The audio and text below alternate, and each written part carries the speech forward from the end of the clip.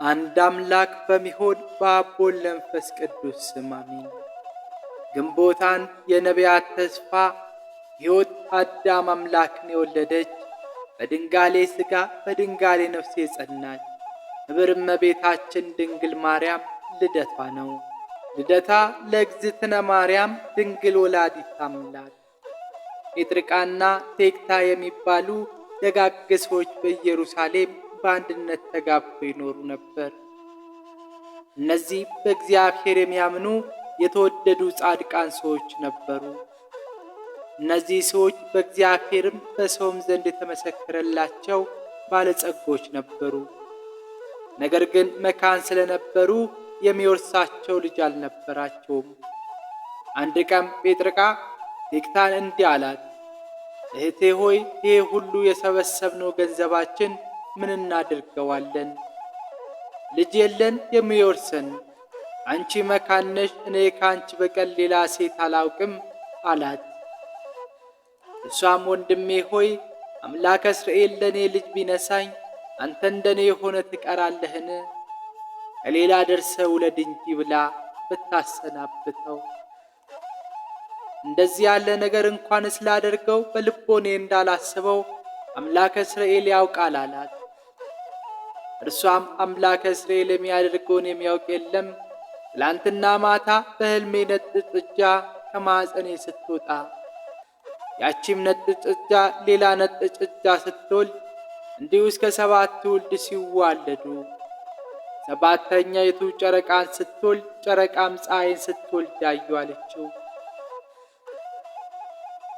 እርሱም በጠዋት ከሕልም ፈቺ ዘንድ ሄዶ የነገረችውን ሁሉ ነገረው።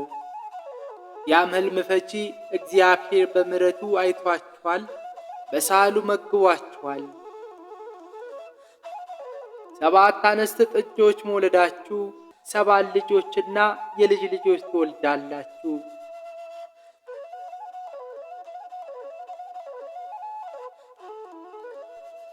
ከቤታችሁ 7ተኛይቱ ጨረቃ መወለዷ ከሰው የበለጠች ከመላእክት የከበረች ደግ ፍጥረት ትወልዳላችሁ። የፀሐይ ነገር ግን አልታወቀኝም አለው። እርሱም የነገረውን ሁሉ ሄዶ ለሚስቱ ነገራት። እርሷም እንጃ አምላከ እስራኤል የሚያደርገውን ማን ያውቃል ብላ ዝም አለች። ከዚያም ጸንሳ ሴት ልጅ ወለደች። ስሟንም ሄሜን ብላ ወጡላት።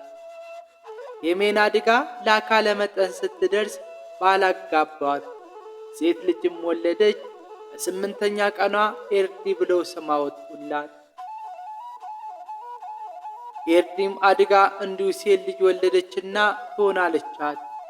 ቶናም እንዲሁ ሴት ልጅ ወልዳ ሲካር አለቻት።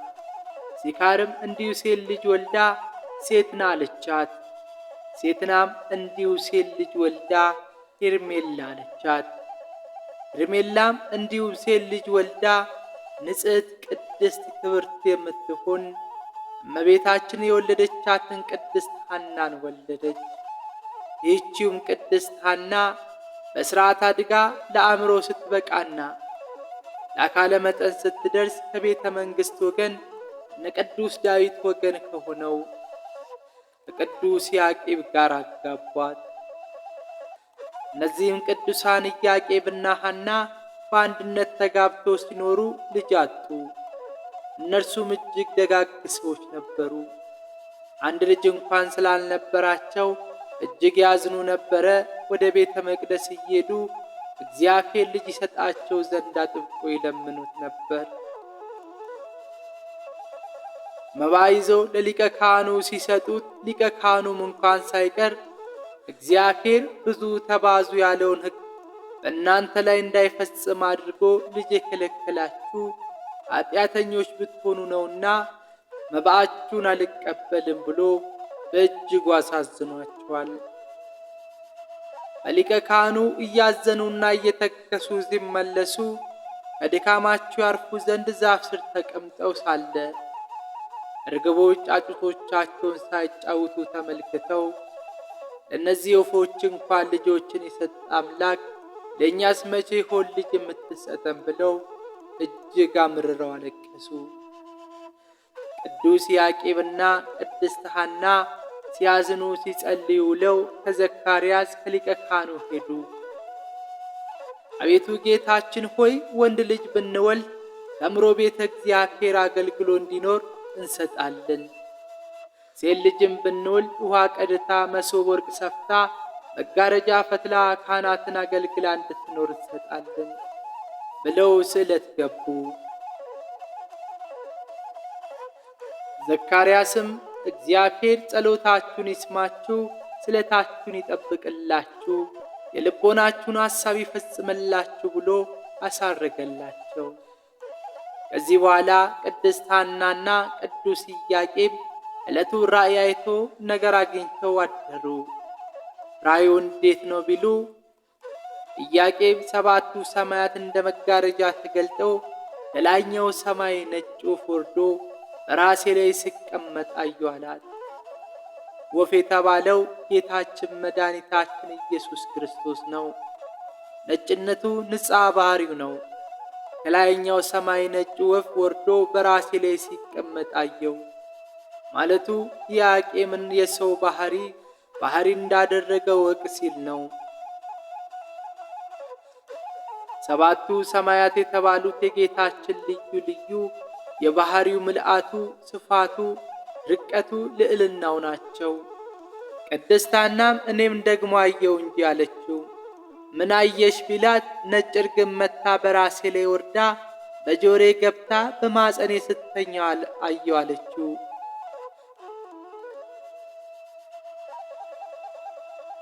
ርግብ የተባለችው እመቤታችን ድንግል ማርያም ናት። ነጭነቱ ንጽሕናዋን፣ ቅድስናዋን፣ ድንግልናዋ ነው።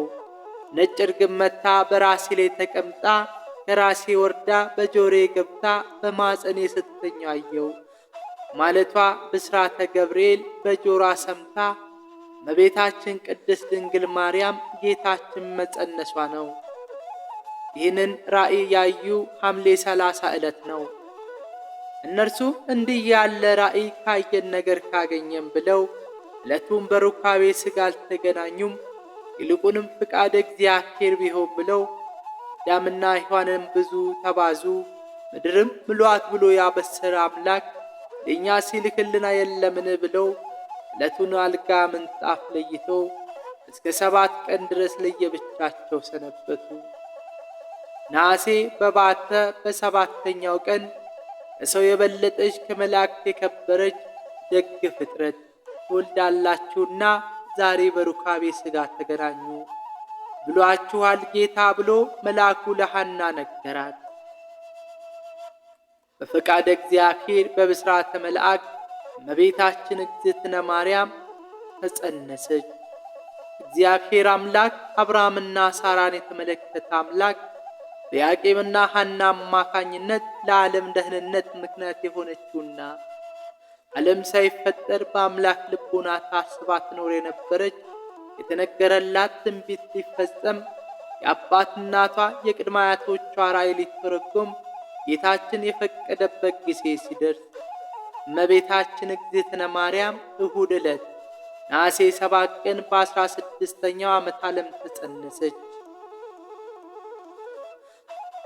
እመቤታችን ከተጸነሰች በኋላ አይሁድ ቀንቶ ተነሱባቸው። ቅናቱ እንዴት ነው ብሉ ሳምናስ የሚባል የጦሊቅ ልጅ ከኤዶቅ ከአጎቱ ቤት ሄዶ ሞተ። እነርሱም እንቀብራለን ብሎ በአልጋ ይዞ ሲሄዱ ከመንገድ አሳረፉት። ቅድስት ሐናም ያጎቷ ልጅ ነበርና ለማልቀስ ብትደርስ ዘመዶቿ ሁሉ ተሰብስበው ሲላቀሱ አዩአት።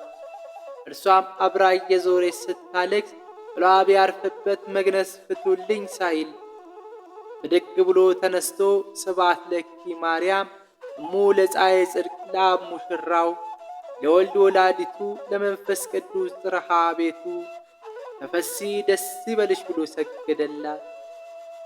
አይሁድም ይህን ታምር ሲደረግ ከዚያ ነበሩና ምነው ሳሚናስ ምን አየ ምን ትላለ ቢሉት እርሱም ከዚች ከሐና ማፀን የምትወለደው ሕፃን ሰማይንም ምድርን አየርን የፈጠረ አምላክን ትወዳለች እያሉ መላእክት ሁሉ ሲያመሰግኑ አሰማው አላቸው። ዳግመኛም እኔም ያነሳችኝ፣ የፈወሰችኝ፣ ያዳነችኝ እርሷ ናት አለቻቸው። አይሁድ በልተወው ሰማን ብለው ቅናት ጀመሩ። ቅድስት ሐና በእርጅና ጊዜ መጸነሷን የተመለከቱ ዘመዶቿና የአገሯ ሰዎች ተገርሞ እየመጡ ይጠይቋት ነበር። እመቤታችን ማርያም በጽንስ እያለች ብዙ ታምራትን አድርጋለች። ከእነዚህ መካከል ዓይነ ስውር የነበረችው የአርሳባን ልጅ ወደ ሐና መጥታ እውነትም ሐና መጸነሷን ለማረጋገጥ ሆዷን ዳሰሰቻት። እርሷም ሳታስበው ዓይኗን ስትነካ ዓይኗ በራላት። እመቤታችን በተጸነሰች በ9ኛ ወር ከ5 ቀን የግንቦት መባቻ ዕለት ግንቦት 1 ተወለደች። ክብርት እናቱ እናት አድርጎ ለሰጠን ለመድኃኔዓለም ክርስቶስ ክብር ምስጋና ይግባው። በቃል ኪዳኗ በምልጇ ይማረን። በምልጇ ጥላ ስር የተጠለላችሁ የተዋሕዶ ልጆች ሁላችሁ እንኳን አደረሳችሁ፣ እንኳን አደረሰን። ወስብሐት ለእግዚአብሔር ወለወላዲቱ ድንግል ወለመስቀሉ ክቡር አሜን።